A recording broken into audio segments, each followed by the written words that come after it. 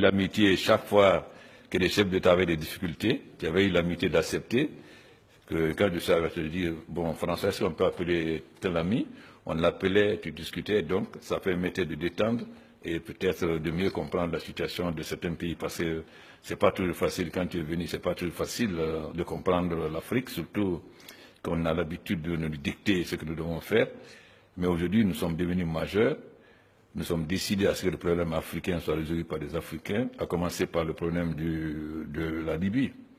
À Deauville, nous étions invités, lorsque le président Sarkozy était au pouvoir, nous avons dit, Issoufou et moi, n'intervenez pas en Libye. Votre intervention va avoir deux conséquences.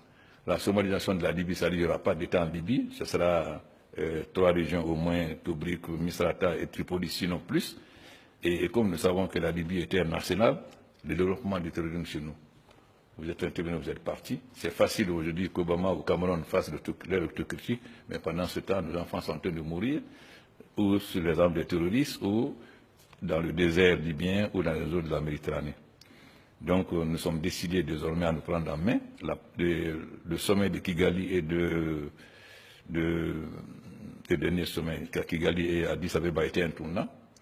Nous étions financés en grande partie par l'Union européenne. Nous avons décidé désormais d'être autonomes financièrement et de nous financer nous-mêmes, d'où la décision de consacrer 0,2% de nos importations au financement de l'Union africaine, parce que l'indépendance commence d'abord par l'indépendance financière. Nous avons fait des réformes pour l'Union africaine et nous avons donc décidé aussi de nous prendre en main.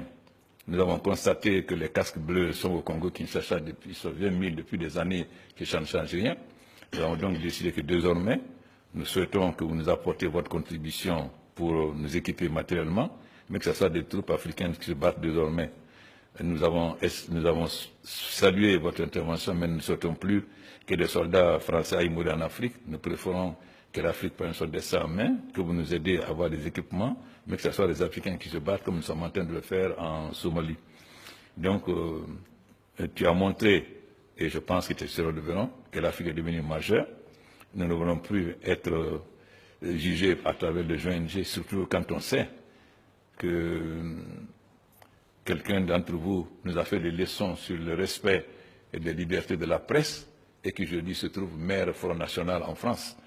Alors donc, nous ne voulons plus que ce soit ça les ONG qui dictent ce que nous devons faire comme nous juge.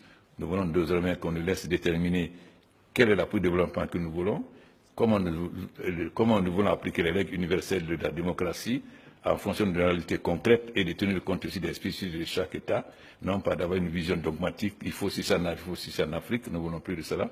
Nous voulons désormais que vous nous accompagniez, mais entre adultes majeurs et pays indépendants, dans la coopération gagnant-gagnant entre des États souverains.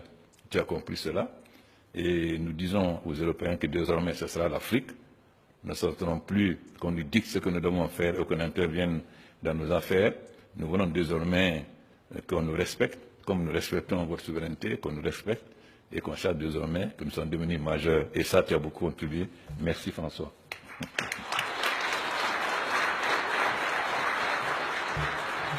Ce dîner d'État a donc permis à ces deux personnalités d'évoquer en profondeur toutes les questions d'intérêt commun entre la Guinée et la France, mais également entre l'Afrique et la France.